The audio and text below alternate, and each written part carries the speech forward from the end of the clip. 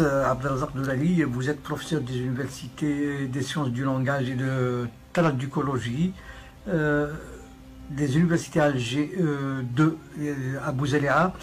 Comment évaluez-vous la situation de Tamazight en Algérie? La question de la normalisation. Depuis 1995 jusqu'à 2002, elle s'est faite de manière empirique. Sur Bouzharon, il n'y avait pas de méthode didactique spécifique. Il n'y avait pas non plus, et c'est ça le plus grave, il n'y avait pas de texte authentique de la langue pour faire un enseignement de la langue correctement. Après, plus particulièrement 2003, où il y a eu les premiers manuels scolaires Tamazight, les premiers manuels étaient lacunaires. On enseigne une langue dont on n'a pas choisi la bonne norme. Ce n'est pas une langue native. Ce n'est pas une langue maternelle. Mais donc, Tamazight, c'est un concept abstrait qui relève, on peut dire, d'une construction mythique. Une construction mythique. Parce que Medden, ils se sont trompés de combat. Les militants étaient pressurés,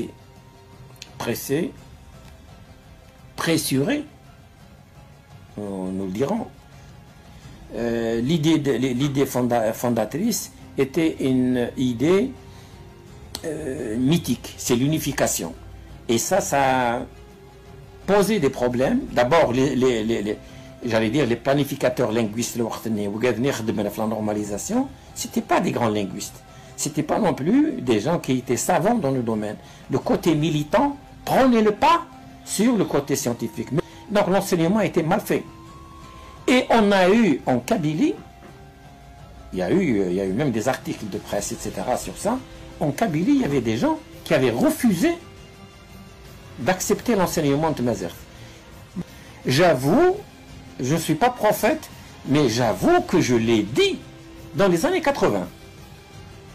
J'ai été étonné en 90, mars 90. J'ai publié un article dans un colloque sur les dialectes à Oran, les dialectes algériens à Oran, où j'ai dit les grandes erreurs qu'il faut éviter, c'est d'essayer de créer une langue unique, parce que ça va être une langue froide, où les gens ne se...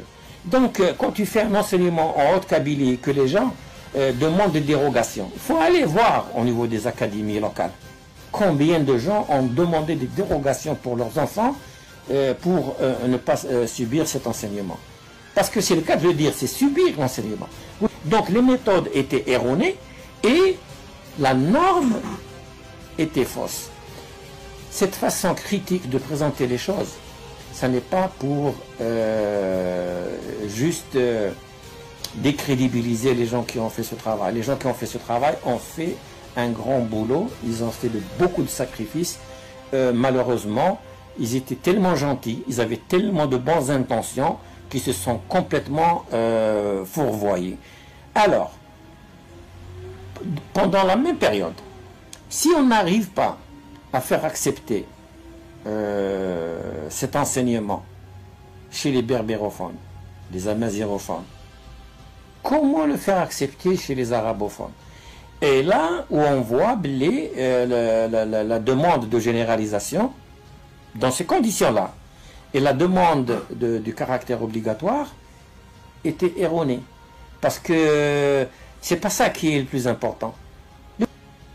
La conception, c'est pas partir de l'idée d'une langue Tamazight unique, mais partir de la réalité. C'est-à-dire Tamazight, c'est un nom générique. Isherkar, parce que c'est effectivement la même famille de langues. Elles se ressemblent au niveau structural, mais elles ne se ressemblent pas au niveau socio-culturel. Il a un mode de vie qui est autour du désert et articulé sur ça. Donc il a une culture du désert. C'est pas la même chose, par exemple, entre le Touareg et le Kabyle. Le Kabyle, il vit dans les montagnes, dans la végétation, etc. Donc sa vie est organisée comme ça. Donc la langue suit, elle exprime finalement le mode de vie que nous avons. Donc il faut partir de la réalité. Il y a une variation, à peu près 7 grandes variétés. 7 grandes variétés. Mais dans les variétés, il y a encore de la variation. Donc il fallait partir avec un esprit ouvert dans de la politique. Donc la politique, bon, il peut avoir une conception des langues. Mais les reproches que je fais, je les fais à mes collègues, y compris mes étudiants qui sont devenus mes collègues, qui ont travaillé, qui sont linguistes, et qui ont travaillé dans un processus qui était biaisé dès le départ. Moi qui suis spécialiste du domaine, je te dis que non. Mais tu kiff. Donc la conception doit changer. La conception doit changer, c'est pour ça qu'il y a un échec. Le nombre d'élèves, de classes et de wilayas où on enseignait Tamazight, où la demande était très forte. C'était, j'ai pas le chiffre en tête, mais c'était excellent. Mbadel a commencé à régresser.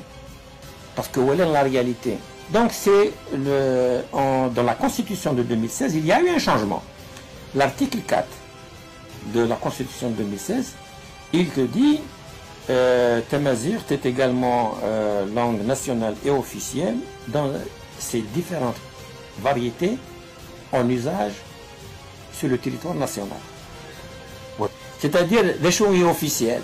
Ce n'est pas un Tamazight complètement froid, détaché de l'affect des gens, de la réalité des gens, de la réalité linguistique. C'est les différentes variétés. C'est-à-dire, Mzavé, c'est les officiels Rors. Qbaili, c'est les officiels Rors. Shawi, etc. L'État, il reconnaît une langue de quelqu'un, d'un citoyen algérien, ou d'un groupe de citoyens, ou d'une communauté de citoyens. Il ne reconnaît pas une langue artificielle. La langue artificielle, elle ne peut pas fonctionner.